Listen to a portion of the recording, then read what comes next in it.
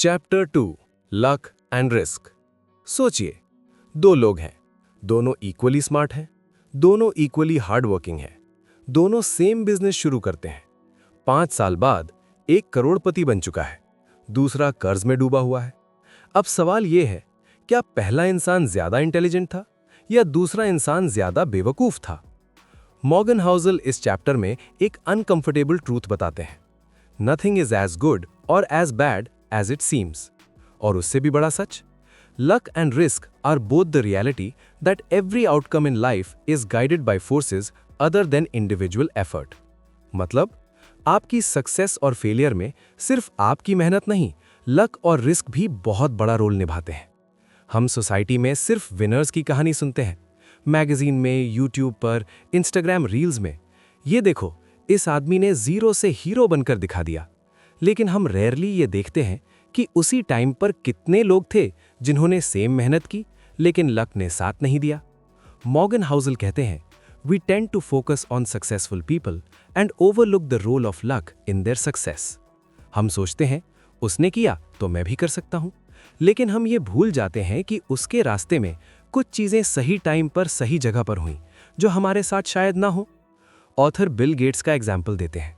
Bill Gates brilliant थे, कोई doubt नहीं, लेकिन एक हिडन फैक्टर भी था, टाइमिंग।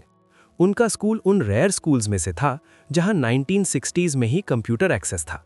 उस टाइम पर कंप्यूटर मिलना लॉटरी जीतने जैसा था। अगर बिल गेट्स किसी और स्कूल में होते तो शायद उनकी स्टोरी अलग होती।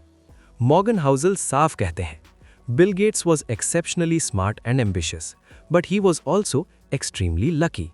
इसका मतलब ये नहीं कि उनकी मेहनत बेकार थी, इसका मतलब ये है कि मेहनत प्लस सही समय प्लस सही जगह इज इक्वल टू बड़ा आउटकम। लक और रिस्क एक ही कॉइन के दो साइड हैं।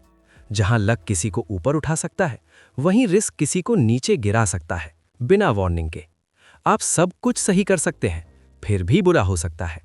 और कभी-कभी आप एवरेज डिसीजंस ले सकते हैं, फिर भी अमेजिंग रिजल्ट्स आ सकते हैं। यही लाइफ की अनफेयर रियलिटी है। यह चैप्टर एक बहुत डीप कॉन्सेप्ट बताता है, साइलेंट ग्रेवयार्ड ऑफ फेलियर्स। मतलब, दुनिया में ऐसे लाखों लोग हैं जिन्होंने सही डिसीजंस लिए, मेहनत की, लेकिन फिर भी फेल हो गए। उनकी स्टोरीज कोई नहीं बताता, क्योंकि मीडिया को सक्सेस पसंद है, फेलियर नहीं। इसलिए हमें लगता है कि सक्सेस पूरी तरह फॉर्मूला से आती है। लेकिन सच ये है, बहुत सारे फेलियर्स सिर्फ बैड लक की वजह से होते हैं। जब कोई सफल होता है तो वो सोचता है, मैं जीनियस हूं, मेरी स्ट्रैटेजी परफेक्ट है।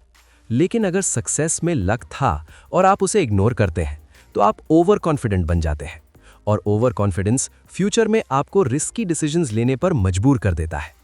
मॉर्गन हाउसल का वार्निंग बहुत क्लियर है, the person who risks the most can easily have the most luck.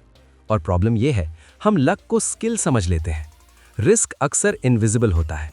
जब सब अच्छा चल रहा होता है, रिस्क छुपा रहता है। लोग कहते हैं, देखो स्ट्रैटेजी काम कर रही है, लेकिन असली रिस्क तब दिखता है जब कुछ गलत होता है। 2008 का फाइनेंशियल क्राइसिस, लोग सालों तक सोचते रहे कि सिस्टम स्ट्रांग है, फिर एक दिन सब कोलैप्स हो गया।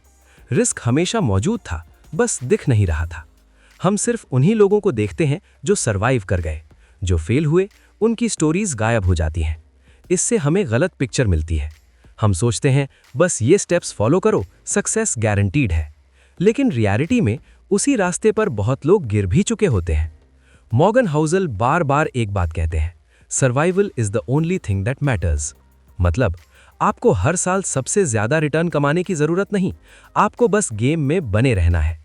जो इंसान सर्वाइव करता है, उसी को फ्यूचर लक मिलने का चांस मिलता है। अगर आप एक बैड ईयर में ही बाहर हो गए तो आपके लिए फ्यूचर खत्म। इस चैप्टर का सबसे पावरफुल लेसन है ह्यूमिलिटी। मान लो आप सफल हो गए, तो ये मत सोचो कि सब कुछ आपकी इंटेलिजेंस की वजह से हुआ। और अगर आप फेल हो गए तो खुद को यूजलेस मत समझो, क्योंकि the line between bold and reckless can be thin. और luck and risk are both realities that can never be fully separated from outcomes. मान लीजिए 2020 में किसी ने स्टॉक मार्केट में इन्वेस्ट किया।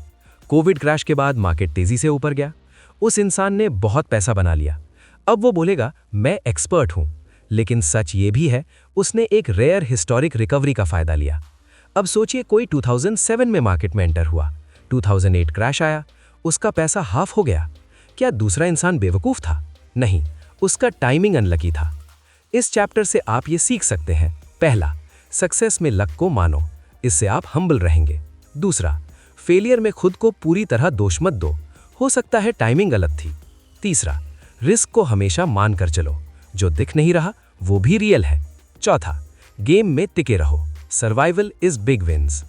मेहनत जरूरी है, लेकिन सिर्फ मेहनत ही सब कुछ नहीं, किस्मत और जोखिम दोनों आपकी कहानी का हिस्सा है, चाहे आप माने या ना माने। अगर आज आप किसी सक्सेसफुल इंसान को देखकर खुद को छोटा समझते हैं, तो याद रखिए, आप उसकी पूरी स्टोरी नहीं जानते। और अगर आप फेल हो चुके हैं, तो ये मत सोचिए कि आप वर्थलेस हैं। हो सकता है आपकी मेहनत सही थी, बस समय और किस्मत साथ नहीं थे। क्योंकि इस दुनिया में सक्सेस और फेलियर दोनों में लक और रिस्क का हाथ होता है।